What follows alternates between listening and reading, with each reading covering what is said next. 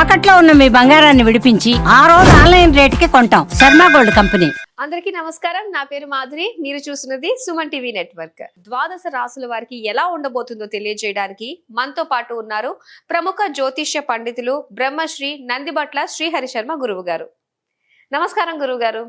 వాగర్థ వివ సంపృక్తౌ వాగర్థ ప్రతిపత్తయే జగతః పితరౌ వందే పార్వతీ పరమేశ్వరౌ. ఆదిత్యాయ చ సోమాయ మంగళాయ బుధాయ చ గురుశుక్ర శనిభ్యశ్చ రాహవే కేతవే నమః. శృంగేరి జగద్గురు పీఠాధిపతులకి కంచి పీఠాధిపతులకి నమస్కారములు తెలియజేసుకుంటూ కార్యక్రమాన్ని ప్రారంభిద్దాం. గురుగారు, కుంభరాశి వారికి ఎలా ఉండబోతుందో తెలియజేస్తారా? ద్వాదశ రాశులలో భాగంగా మే 18వ తారీఖు నుంచి 31వ తారీఖు వరకు ఈ 12 రాశుల వారికి ఏ విధంగా ఉండబోతుందో తెలుసుకునే ముందు గ్రహ సంచారం గురించి తెలుసుకుందాం. మేషంలో బుధుడు, వృషభంలో రవి, మిథునంలో గురువు, అలాగే కర్కాటకంలో కుజుడు స్తంభించి ఉండడం. 18వ తారీఖు నుంచి రాహువు కుంభంలోను, కేతువు సింహంలోని సంచారం చేస్తుండడం. మీనరాశిలో శని శుక్రుల యొక్క సంచార ప్రభావం వెరసి చూసినట్లయితే వీక్షించేటువంటి ప్రేక్షకులకి ఒక అద్భుతమైనటువంటి యోగము ఈ మే 18, 19, 20వ తారీఖులో నుంచి చూసుకుంటే రాహుకేతుల మధ్య మొత్తము సప్తగ్రహాలు బంధింపబడి ఉండడం, కాలసర్పదోష ప్రభావము మే 18వ తారీఖు నుంచి ప్రభావం ప్రారంభమైంది. ఇక ఈ 18వ తారీఖు నుంచే గ్రహమాలికా యోగము 18, 19, 20వ తారీఖులో చూసుకుంటే గ్రహాలన్నీ వరుసగా ఒక రాశిలో ఒక మాలగా ఉండిపోయింది.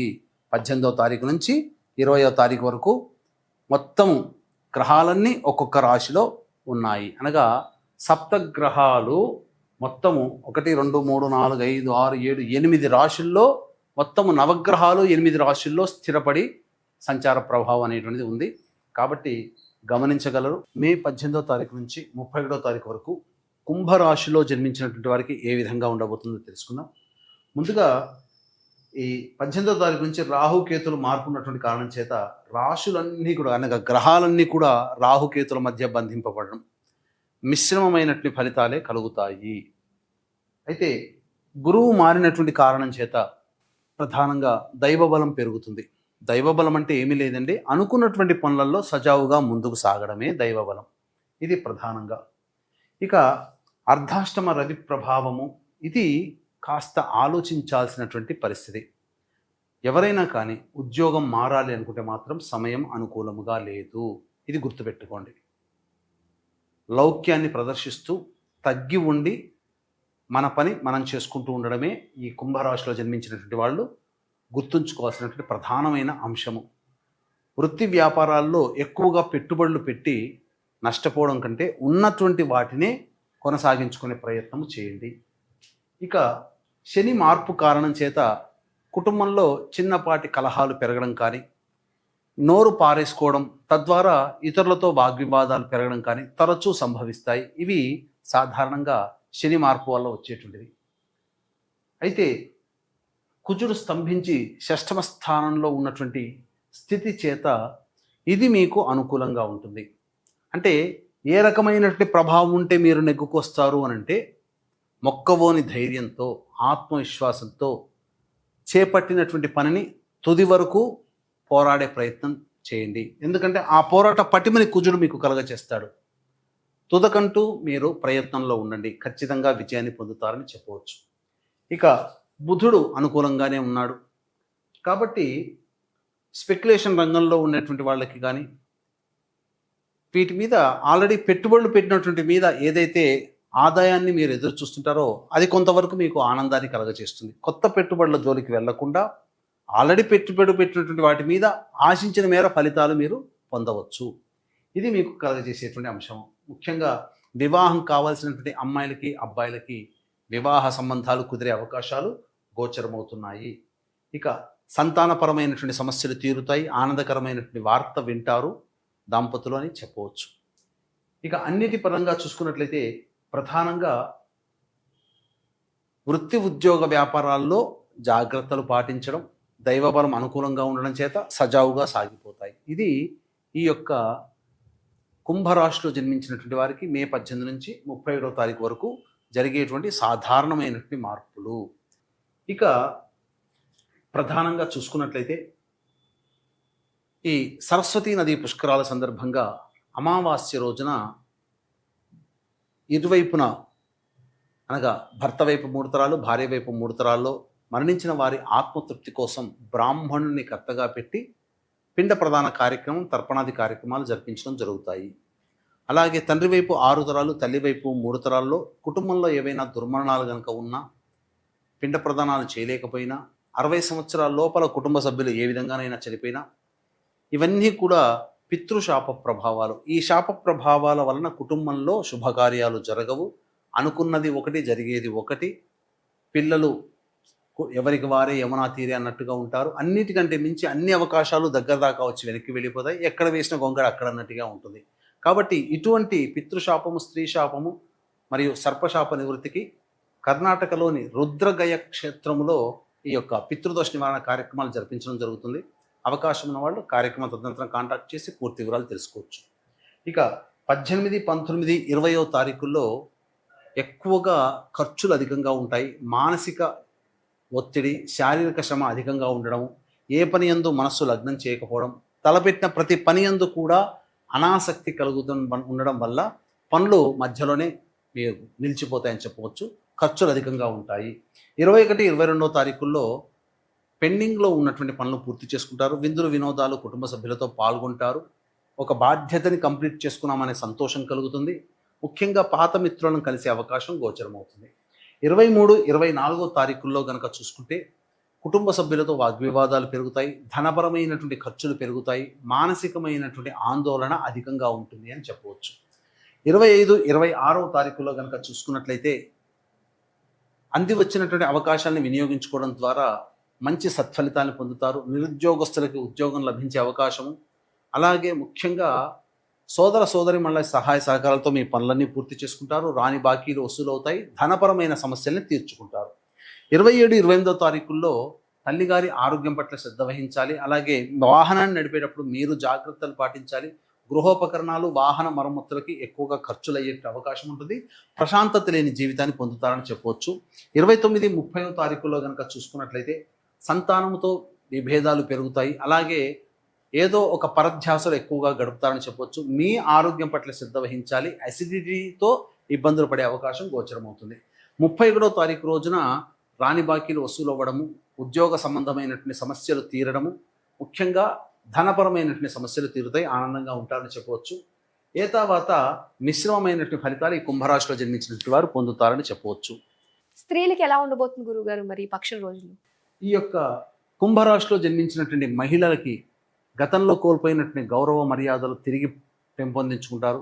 గృహంలో మీకు కీలక బాధ్యతలు అనేటువంటివి నిర్వర్తించడానికి అవకాశాలు మెరుగవుతాయని చెప్పవచ్చు. కుటుంబ సభ్యులు మీ మాటకి జవదాటకుండా మీ వాక్కుని శిరోధార్యంగా పొందుతారు. తద్వారా ఆనందకరమైనటువంటి జీవితాన్ని పొందుతారని చెప్పవచ్చు. అయితే ఆరోగ్య సంబంధమైనటువంటి విషయాల్లో జాగ్రత్తలు పాటించండి. కొద్దిగా అనారోగ్య సమస్యలు చేరే అవకాశాలు గోచరమవుతున్నాయి. వివాహం కాని అమ్మాయిలకి వివాహ సమస్యలు, సంతాన ప్రాప్తి అన్నీ కూడాను యోగదాయకంగా ఉంటాయని చెప్పవచ్చు. ఏది ఏమైనప్పటికీ కూడాను అత్యాశకి పోకుండా ఉన్నదాంతో సరిపెట్టుకుంటే ఈ యొక్క రాశిలో జన్మించినటువంటి మహిళలు ఆనందంగా అన్ని వృత్తి, ఉద్యోగ, వ్యాపార రంగాల్లో ఉన్న వాళ్ళు పొందుతారని చెప్పవచ్చు.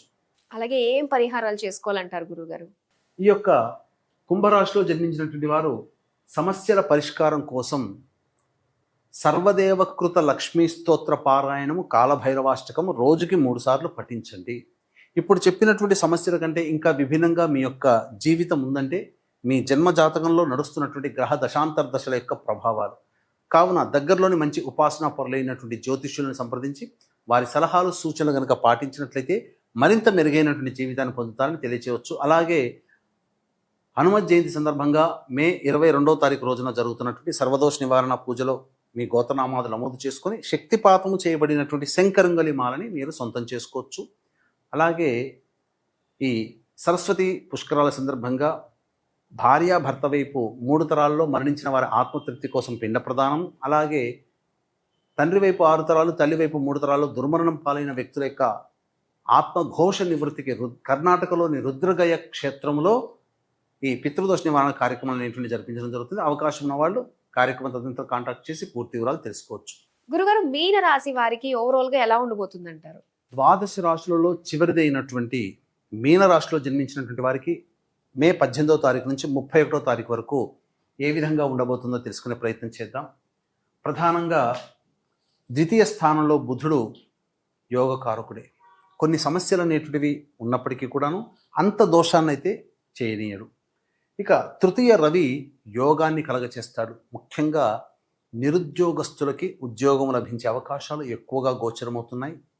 అలాగే ఆల్రెడీ ఉద్యోగం చేస్తున్నటువంటి వాళ్ళకి చేస్తున్నటువంటి సంస్థలో ప్రమోషన్లు రావడం కానీ, లేదా వేరే ఇతర సంస్థల్లో కనుక మీరు అప్లై చేసుకుంటే చక్కటి జీతభత్యంతో మీకు మళ్ళీ కొత్త ఉద్యోగంలో మీరు జాయిన్ అవ్వడం కానీ జరిగే అవకాశాలు గోచరమవుతున్నాయి. అన్ని విధాలుగా ఉద్యోగస్తులు సంతోషకరంగా జీవితాన్ని గడుపుతారు.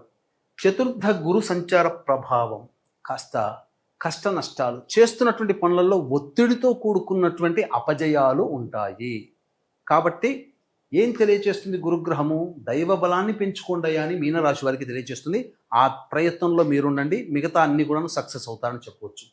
ఇక పంచమ స్థానంలో కుజగ్రహ ప్రభావము, ఇది మొండితనము, మంకుపట్టు, ముక్కుసూటితనాన్ని ప్రదర్శించే స్వభావంతో ఉండడం వల్ల చాలా మటుకు అవకాశాలన్నీ దగ్గర దాకా వచ్చి మీ అంతట మీరే పోగొట్టుకుంటారు. అంటే ఎక్కిన కొమ్మను నరుక్కునేటట్టుగా మీ యొక్క స్వభావము ఈ కుజగ్రహ ప్రభావం వల్ల మీకు కలుగుతుంది. కాబట్టి జాగ్రత్తలు పాటించండి.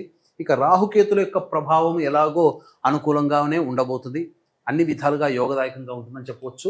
ఇక రాశిలోని శుక్రుడు చక్కటి స్థితిలో ఉన్నటువంటి కారణం చేత స్త్రీ సౌఖ్యము, దాంపత్య సౌఖ్యము, ప్రేమను కోల్పోయినటువంటి వాళ్ళు మళ్ళీ తిరిగి ప్రేమను పొందేటువంటి అవకాశము, అలాగే ఇతరులతో వాగ్వివాదాలు పొందినటువంటి స్థానంలో మళ్ళీ అందరితో కలుపుగోలుగా ఉండేటువంటి స్వభావము ఈ యొక్క 18 నుంచి 31 తారీఖు వరకు మీనరాశిలో జన్మించినటువంటి వారికి కలగబోతుంది. అయితే జన్మశని ప్రభావం వలన ప్రతి ప్రయత్నంలో కూడా కొద్దిగా అనాసక్తి ఉంటుంది, బద్ధకం అనేది పెరుగుతుంది, పోస్ట్పోన్మెంట్ చేసుకుంటుంటారు. ఇది చాలా మటుకు మీకు ఉన్నటువంటి అపజయాలకి ప్రధాన కారణం ఈ శని ప్రభావం అని చెప్పవచ్చు. ఏతావాత చూసుకున్నట్లయితే ప్రధానంగా దైవబలం అనుకూలంగా లేకపోవడము, ముక్కుసూటితనము ఉండడము, అలాగే పోస్ట్పోన్మెంట్ వర్క్ ఉండడం, ఈ 3 అవలక్షణాలు మీ యొక్క అధోగతికి కారణమవుతాయి. కాబట్టి ఈ మూడింటిని పక్కకు పెట్టి పాజిటివ్ వే దృక్పథంతో మీరు ముందడుగు వేసి ప్రయత్నం చేయండి. గ్రహాలన్నీ కూడాను మీకు అనుకూలిస్తాయని చెప్పవచ్చు. ఇక విదేశీయానము, విదేశీ విద్యకు సంబంధించి చే ప్రయత్నాలు కొలిక్కి వస్తాయి. చక్కగా విద్యార్థులు బాగా కష్టపడితే తప్ప ఫలితాలు పొందలేరు. కాబట్టి ఏదైనా కాంపిటీషన్ ఎగ్జామ్స్లు కనుక ఉన్నట్లయితే అంత సులువుగా మీరు తీసుకోకండి, కష్టపడడానికి ప్రయత్నం చేయండి. మీకు సులువైనదే అనిపించినటువంటి సబ్జెక్టు కూడా కష్టతరంగా మీకు మారవచ్చు. కాబట్టి ఏమాత్రం కూడా నిర్లక్ష్యము విద్య పట్ల విద్యార్థులు చెయ్యకూడదు, ఇది గుర్తుపెట్టుకోండి. ఇక వివాహం కావాల్సినటువంటి అబ్బాయిలకి అమ్మాయిలకి కష్ట ఫలితము మాత్రము చేత వివాహం కలుగుతుంది. అంటే ఎక్కువగా శ్రమ కోర్చాలి, ఎక్కువగా ప్రయత్నాలు చేయాలి పెద్దవాళ్ళు అని తెలియచేయడం జరుగుతుంది. ఇక సంతానం కోసం ఎదురు చూసేటువంటి వ్యక్తులు కాస్త సంయమనం పాటించి మంచి సమయం కోసం ఎదురు చూడడమే కర్తవ్యంగా పెట్టుకోండి. ఇప్పుడున్నటువంటి సమయం అనుకూలంగా లేదు అనే విషయాన్ని గమనించుకోవాలి. ఏదైనా సంతానం గురించి ఎదురు చూసేటువంటి దంపతులు కాస్త ఇబ్బందికరమైనటువంటి వార్తను వినాల్సినటువంటి పరిస్థితి ఏర్పడుతుంది. తర్వాత రాహుకేతుల యొక్క ప్రభావం కూడా మిగతా గ్రహాన్ని కూడా కంట్రోల్ చేస్తున్నటువంటి కారణం చేత చాలా మటుకు శుభ ఫలితాన్ని ఇచ్చే గ్రహాలు కూడా మందకొడిగా ఫలితాలు ఇవ్వడం కారణం చేత మీరు అసంతృప్తికి లోనే అవకాశం ఎక్కువగా గోచరమవుతుంది. కాబట్టి దైవ బలాన్ని పెంచుకునే ప్రయత్నం చేయండి. వీక్షించేటువంటి ప్రేక్షకులకి గమనిక, ఈ మే 22వ తారీఖు రోజున హనుమత్ జయంతి సందర్భంగా, శని మారినటువంటి సందర్భంగా మేష, మిథున, కర్కాటక, సింహ, కన్య, వృశ్చిక, ధనస్సు, కుంభ, మీన రాశిలో జన్మించినటువంటి వారికి శనిదోష నివారణము, అలాగే జాతకరీత్యా కలుగు విద్య, వివాహ, ఉద్యోగ, దాంపత్య, అనారోగ్య సమస్యల నివారణకి సంబంధించి దోష నివారణ కార్యక్రమం సర్వదోష నివారణ పూజల హోమాలలో భాగంగా చేయించి శక్తిపాతము చేయబడినటువంటి శంకరంగలి మాలను మీకు అందించడం జరుగుతుంది. అలాగే సరస్వతీ నదీ పుష్కరాల సందర్భంగా భార్య భర్త వైపు 3 తరాల్లో మరణించినటువంటి వారి ఆత్మతృప్తి కోసం బ్రాహ్మణుని కర్తగా పెట్టి పిండ ప్రదాన కార్యక్రమం, తర్పణాది కార్యక్రమాలు జరిపించడం జరుగుతుంది. అలాగే తండ్రి వైపు 6 తరాలు, తల్లి వైపు 3 తరాలలో కుటుంబాలలో ఏవైనా దుర్మరణాలు కనుక ఉన్నా, పిండ ప్రదానాలు చేయలేకపోయినా, అలాగే ఈ సంబంధించినటువంటి కుటుంబ సభ్యుల మధ్య అవగాహన లేకపోయినా అవి పితృశాపాలు లేదా సర్పశాపాలు, స్త్రీ శాపాలు అని చెప్పవచ్చు. వీటి ప్రభావం వలన అన్ని అవకాశాలు నోటిదాకా వచ్చి వెనక్కి వెళ్ళిపోతాయి. కుటుంబ సభ్యుల మధ్య అవగాహన ఉండదు. ముఖ్యంగా ఎక్కడ వేసిన గొంగడ అక్కడన్నట్టుగా ఉంటుంది. ఏ పరిస్థితిలో కూడా అపజయమే తప్ప విజయాన్ని పొందలేరు. కాబట్టి ఇటువంటి దోషాల నివృత్తికి ఈ 26వ తారీఖు రోజున అమావాస్య సందర్భంగా కర్ణాటకలోని రుద్రగయ క్షేత్రములో ఈ పితృదోష, సర్పదోష మరియు స్త్రీ శాప నివృత్తికి పూజాది కార్యక్రమాలు జరిపించడం జరుగుతుంది. వాటి వివరాలు కూడా కార్యక్రమం తదనంతరం కాంటాక్ట్ చేసి తెలుసుకోవచ్చు. ఇక దైనందిన జీవితంలో 18వ తారీఖు నుంచి 31వ తారీఖు వరకు ఎలా ఉండబోతుందనే విషయం తెలుసుకుంటే, 18, 19, 20వ తారీఖులో కనుక చూసుకుంటే అన్ని రంగాలలో ఉన్నటువంటి వారికి ఆనందకరమైనటువంటి పరిస్థితి. చక్కగా వ్యాపారము అభివృద్ధి ఉంటుంది, ధనాదాయం కూడా చాలా చక్కగా ఉంటుంది, సంతోషకరంగా జీవితాన్ని గడుపుతారు. ఖర్చులకి మించిన ఆదాయం లభించడం ద్వారా అన్ని విధాలుగా సంతోషంగా ఉంటారని చెప్పవచ్చు. ఇక 21, 22వ తారీఖులో కనుక చూసుకున్నట్లయితే ప్రధానంగా మానసికమైన ప్రశాంతత లోపిస్తుంది. ఒక జిగ్జాగ్ లాగా ఉంటుంది. ఏ పని ఎందుకు కూడా ఆసక్తి ఉండదు. నిద్ర పట్టని పరిస్థితులు అనేటువంటివి ఉంటాయి. ఖర్చులు కూడా అధికంగా ఉంటాయని చెప్పవచ్చు. కాస్త అన్యాపదేశంగా ఉంటారంటే పరధ్యాసగా ఎక్కువగా గడపాల్సిన పరిస్థితి. 23, 24వ తారీఖులో చూసుకుంటే ప్రధానంగా బాధ్యతతో కూడుకున్నటువంటి పనులు నిర్వర్తించడం ద్వారా పెండింగ్లో ఉన్నటువంటి పనులను పూర్తి చేసుకుంటారు. ఒక రెస్పాన్సిబిలిటీని తీర్చుకున్న సంతోషంగా ఉంటారు. విందులు వినోదాల్లో పాల్గొంటారు. కుటుంబ సభ్యులతో ఆనందంగా గడుపుతారు. పాత మిత్రులను కలిసే అవకాశం గోచరమవుతుంది. 25, 26వ తారీఖుల్లో కనుక చూసుకుంటే తల్లి తరపు వారితో, బంధువులతో వాగ్వివాదాలు చోటు చేసుకుంటాయి. కుటుంబ సభ్యులతో వాగ్వివాదాలు కలుగుతాయి. మనస్సు ప్రశాంతంగా ఉండదు. ధనము కూడా ఖర్చులు అధికంగా అవుతాయి. ఇక 27, 28వ తారీఖుల్లో నిరుద్యోగస్తులకి చక్కటి శుభవార్త వింటారు. ఆల్రెడీ ఉద్యోగం చేస్తున్న వాళ్ళకి మంచి ప్రమోషన్ లభించే అవకాశాలు గోచరమవుతున్నాయి. ధనపరమైనటువంటి సమస్యలు తీర్చుకుంటారు. సోదర సోదరీమణులతో సహాయ సహకారాలతో మీకున్న సమస్యల్ని పరిష్కరించుకోగలుగుతారు. అన్ని విధాలుగా ఆనందదాయకంగా ఉంటారు అని చెప్పవచ్చు. ఇక 29, 30 మరియు 31వ తారీఖుల్లో వాహనాన్ని నడిపేటప్పుడు జాగ్రత్తలు పాటించాలి. పరధ్యాసగా ఉండకూడదు. తల్లిగారి ఆరోగ్యం పట్ల శ్రద్ధ వహించాలి. వాహన మరమ్మతులకి, గృహ మరమ్మతులకి ఎక్కువగా ఖర్చులు పెరుగుతాయని చెప్పవచ్చు. మరీ ముఖ్యంగా మీ ఆరోగ్యం పట్ల శ్రద్ధ వహించాలి. ఏ తర్వాత సాధారణమైనటువంటి ఫలితాలు ఈ మీనరాశి వారికి కలుగుతాయని చెప్పవచ్చు. ముఖ్యంగా స్త్రీలకు ఎలా ఉండబోతుంది అంటారు గురువుగారు? ఇక ఈ మీనరాశిలో జన్మించినటువంటి మహిళలు బాధ్యతలు పెరుగుతాయి, కానీ ఆ బాధ్యతలు పెరిగినంత విధంగా మీకు గౌరవ మర్యాదలు పెరగవు. కానీ అన్నిటికీ పెద్దతనాన్ని నెత్తిన వేసిన కారణం చేత, కొన్ని పనులు సరిగ్గా నిర్వర్తించలేని కారణం చేత అవమానాలు ఎదుర్కోవాల్సినటువంటి పరిస్థితి వస్తుంది. కాబట్టి జాగ్రత్తలు పాటించండి. అనవసరమైనటువంటి బాధ్యతలను నెత్తిన వేసుకోకపోవడమే చాలా మేలు అనే విషయాలు గమనించాలి. ఇక వృత్తి వ్యాపారంలో ఉన్నటువంటి మహిళలు డబ్బులు అప్పుగా ఎవరికి ఇవ్వకండి. పెట్టుబడులు ఎక్కడా పెట్టకండి. ఎవరిని గుడ్డిగా నమ్మకండి. ఇది సమయం అనుకూలంగా లేదు. ఆల్రెడీ ఉద్యోగం చేస్తున్నటువంటి మహిళలకైతే ఆనందదాయకమైనటువంటి పరిస్థితిగా ఉంటుందని చెప్పవచ్చు. వివాహం కాని అమ్మాయిలకి కాస్త ఆలస్యంగా వివాహాలు కుదురుతాయి. సంతానం కోసం ఎదురు చూసే మహిళలు వాయిదా వేసుకోవడమే, సంతానం గురించి వాయిదా వేసుకోవడమే మంచిదని. ఆల్రెడీ గర్భవతులు కనుక ఉంటే డాక్టర్ సలహాల్ని తూచా తప్పకుండా పాటించండి. సమయం అనుకూలంగా లేదు కాబట్టి శరీరం ఆరోగ్యం పట్ల గర్భవతులు జాగ్రత్తలు పాటించాలి. ఏ తర్వాత ఈ మీనరాశిలో జన్మించినటువంటి మహిళలకి సాధారణమైనటువంటి ఫలితాలు ఉంటాయి. ఎక్కువగా ఇతరుల ద్వారా ఓవర్ ఎక్స్పెక్టేషన్స్ పెట్టుకోకండి అని చెప్పవచ్చు. మరి ఎలాంటి పరిహారాలు చేసుకుంటే అంత శుభం జరుగుతుంది అంటారు? ఇక ఈ మీనరాశిలో జన్మించినటువంటి వారికి సమస్యలు కనుక ఉన్నట్లయితే ఆ సమస్యల పరిష్కారం కోసం ప్రతిరోజు నవగ్రహాల చుట్టూ శివాయ నమః అంటూ 27 ప్రదక్షిణలు చేయడం, శివాలయంలో అర్చన జరిపించుకోవడము, ప్రతిరోజు కాలభైరవాష్టక పారాయణం చేయడం, ఇవన్నీ చేసుకుంటే చాలా మటుకు సమస్యలు తగ్గుముఖం పడతాయి. ఇప్పుడు చెప్పినటువంటి సమస్యల కంటే ఇంకా విభిన్నంగా మీ యొక్క జీవితం ఉందంటే మీ జన్మ జాతకంలో నడుస్తున్నటువంటి గ్రహ దశాంతర దశల యొక్క ప్రభావాలు. కావున దగ్గరలోని మంచి ఉపాసనా పరులైనటువంటి జ్యోతిష్యుల్ని సంప్రదించి వారి సలహాలు సూచనలు కనుక పాటించినట్లయితే మరింత మెరుగైనటువంటి జీవితాన్ని పొందుతానని తెలియచేయవచ్చు. అలాగే మే 22వ తారీఖు రోజున హనుమత్ జయంతి సందర్భంగా జరిగే సర్వదోష నివారణ పూజల హోమాల్లో గోత్రనామాలు నమోదు చేసుకుని శక్తిపాతం చేయబడినటువంటి శంకరంగలి మాలని సొంతం చేసుకోవచ్చు. మరియు సరస్వతీ నది పుష్కరాల సందర్భంగా భార్యాభర్త వైపు 3 తరాల్లో మరణించిన వారి ఆత్మతృప్తి కోసం బ్రాహ్మణుని కర్తగా పెట్టి పిండ ప్రదానం తర్పణాది కార్యక్రమాలు జరిపించడం జరుగుతుంది. అలాగే తండ్రి వైపు 6 తరాలు, తల్లి వైపు 3 తరాల్లో ఏవైనా దుర్మరణాలు కనుక ఉన్నట్లయితే సోమవతి అమావాస్య రోజున కర్ణాటకలోని రుద్రగయ క్షేత్రంలో ఈ సంబంధించినటువంటి పితృదోష నివారణ కార్యక్రమాలు జరిపించడం జరుగుతుంది. అవకాశం ఉన్న వాళ్ళు వాటి వివరాలు కూడా కార్యక్రమ తదనంతరం కాంటాక్ట్ చేసి తెలుసుకోవచ్చు. గురుగారు, మీన రాశి ఫలితాలు తెలియజేసినందుకు ధన్యవాదాలండి. సర్వం శ్రీ ఉమామహేశ్వర పరబ్రహ్మార్పణమస్తు.